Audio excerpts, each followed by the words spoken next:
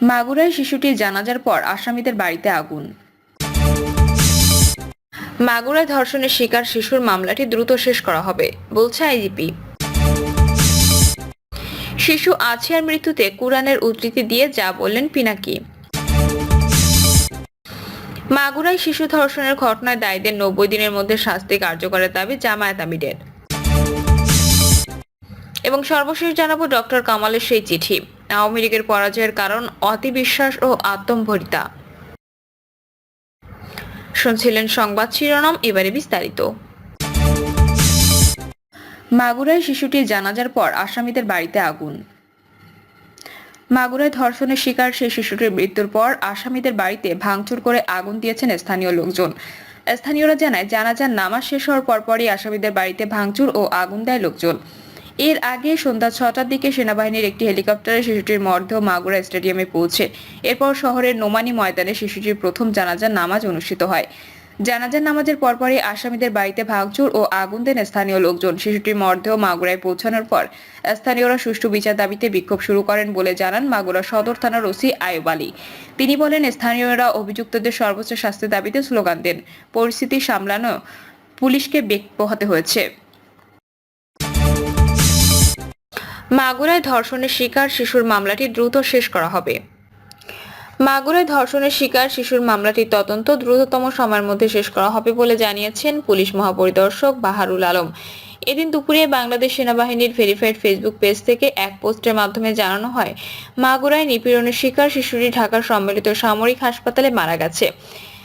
পোস্টে বলা হয়েছে, অত্যন্ত দুঃখ ভারাক্রান্ত হৃদয়ে জানানো যাচ্ছে যে মাগুরায় নির্যাতিত শিশুটি আজ 13 মার্চ দুপুর 1টায় সম্মিলিত সামরিক হাসপাতাল ঢাকায় শেষ নিঃশ্বাস ত্যাগ করেছে।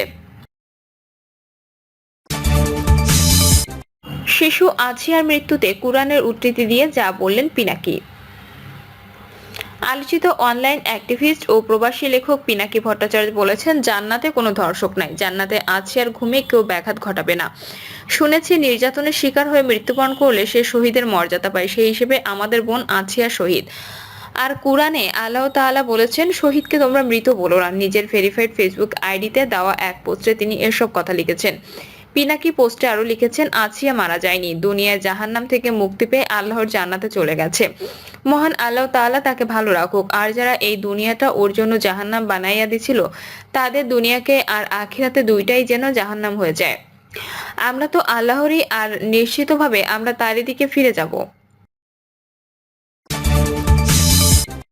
মাগুরায় শিশু ধর্ষণের ঘটনায় দায়ীদের 90 দিনের মধ্যে শাস্তি কার্যকরের দাবি জামায়াত আমিরের। মাগুরায় 8 বছরের শিশুকে ধর্ষণের ঘটনায় জড়িত ব্যক্তিদের 90 কর্মদিবস নয়, সর্বোচ্চ 90 দিনের মধ্যে শাস্তি কার্যকর করার দাবি জানিয়েছেন বাংলাদেশ জামায়াত ইসলামীর আমির শফিকুর রহমান। ধর্ষকদের ঘৃণা ও বর্জন করার আহ্বান জানিয়ে ফেসবুক পোস্টে শফিকুর রহমান লেখেন, আসুন মানুষ নামের এই পশুদের বিরুদ্ধে আমরা ব্যক্তিগত এবং সামাজিকভাবে, সাংগঠনিক ও প্রাতিষ্ঠানিকভাবে এই অপকর্মের বিরুদ্ধে সোচ্চার হই। ধর্ষকদের ঘৃণা করি ও বয়কট করি। বেলা 1টায় ধর্ষণের শিকার শিশুটির মৃত্যুর খবর জানিয়ে জামায়াতের আমির লেখেন, বিধ্বস্ত পরিবারকে কোনো ভাষায় সান্ত্বনা দেব, সে ভাষাটি হারিয়ে ফেলেছি।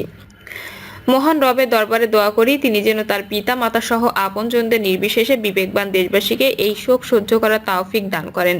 ধর্ষকদের শাস্তির দাবি জানিয়ে জামায়াতের আমির লেখেন, মানুষ নামের যে পশুরা তাদের পাশবিক লালসা চরিতার্থ করতে গিয়ে মাসুম শিশুটির জীবনের আলো নিভিয়ে দিল, এ পশুদের কঠিনতম ও সর্বোচ্চ শাস্তি দাবি করছি। সর্বোচ্চ 90 দিনের ভিতরে এদের শাস্তি কার্যকর করতে হবে। ডক্টর কামালের সেই চিঠি, আওয়ামী লীগের পরাজয়ের কারণ আত্মবিশ্বাস ও আত্মম্ভরিতা।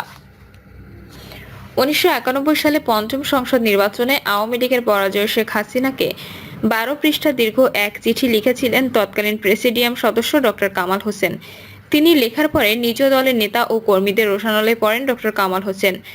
গাড়িতে হামলা হয়, পরে দল থেকেই চলে যেতে হয়েছিল তাকে। 1991 সালের 27 ফেব্রুয়ারি পঞ্চম সংসদ নির্বাচনে আওয়ামী লীগের অপ্রত্যাশিত পরাজয় ঘটে। দলের নেতাকর্মীরা ভাবতেই পারেননি বিএনপি বিজয়ী হয়ে সরকার গঠন করবে। ভোটের পর দলের মধ্যে অভ্যন্তরীণ কোন্দল, নেতাদের মধ্যে অত্যধিক আত্মবিশ্বাস, দলের অভ্যন্তরীণ গণতন্ত্র, তৃণমূল কর্মীদের অবমূল্যায়ন সহ নানা বিষয়ে আলোচনা হয়। অন্যদিকে 12 ও 13 মার্চ ওয়ার্কিং কমিটির সভায় দলীয় সভানেত্রী বরাবর 12 পৃষ্ঠার দীর্ঘ চিঠি লেখেন প্রেসিডিয়াম সদস্য ডক্টর কামাল হোসেন। চিঠিতে তিনি দলের পরাজয়ের ব্যবচ্ছেদ করেন। ওই চিঠিতে শেখ হাসিনা ভালোভাবে না নিয়ে এটাকে দল ভাঙা ষড়যন্ত্র হিসেবে দেখেন। এরপর থেকে হাসিনার সঙ্গে শুরু হয় কামালের বৈরিতা। ডক্টর কামালের ওই চিঠির খবর জানিয়ে পত্রিকাগুলো গুরুত্ব সহকারে ছাপে। সেই সব ঘটনা নিয়ে আজকে ফিরে দেখা। দীর্ঘ 34 বছর আগে হুসেন মোহাম্মদ এরশাদের দীর্ঘ 9 বছরের সামরিক শাসন থেকে গণতন্ত্রের উত্তরণ হয়। তত্ত্বাবধায়ক সরকারের প্রধান উপদেষ্টা বিচারপতি শাহাবুদ্দিন আহমেদের অধীনে 1991 সালের 27 ফেব্রুয়ারি দেশে পঞ্চম জাতীয় সংসদ নির্বাচন অনুষ্ঠিত হয়। ওই নির্বাচনে আওয়ামী লীগ ব্যাপক ভোটের আবেদনে জয়লাভ করবে এমন ধারণা রাজনৈতিক মহল, ভোটার ও অনেক মানুষের মধ্যে ছিল। কিন্তু সবাইকে চমকে দিয়ে বিজয়ী হয় আপসহীন নেত্রীখ্যাত খালেদা জিয়ার নেতৃত্বে বাংলাদেশ জাতীয়তাবাদী দল বিএনপি। যদিও আওয়ামী লীগের নেতারা কে কোন মন্ত্রণালয়ের দায়িত্ব নেবেন সেই আলোচনা ভোটের আগে শুরু হয়ে গিয়েছিল। ওই নির্বাচনে ডক্টর কামাল হোসেন মিরপুর আসনে প্রতিদ্বন্দ্বিতা করে বিএনপির প্রার্থী হারুন মোল্লার কাছে 2136 ভোটে পরাজিত হন। নির্বাচনে জিতে বিএনপি সরকার গঠন করলেও আওয়ামী লীগের সঙ্গে ভোটের ব্যবধান ছিল 1%-এরও কম। বিএনপি পায় 30.81% ভোট, আওয়ামী লীগ পায় 30.08%। জামায়াত 12.13% আর এরশাদের নেতৃত্বাধীন জাতীয় পার্টি পায় 11.92% ভোট। নির্বাচনে পরাজয়ের পর ব্যর্থতার দায় নিয়ে 3রা মার্চ সভানেত্রীর দায়িত্ব থেকে দলের সাধারণ সম্পাদকের কাছে পদত্যাগপত্র পেশ করেছিলেন শেখ হাসিনা। পরের দিন দলের কয়েক হাজার নেতাকর্মী 32 নম্বরের সামনে সমবেত হয়ে শেখ হাসিনার পদত্যাগপত্র প্রত্যাহারের জন্য আবেদন জানান।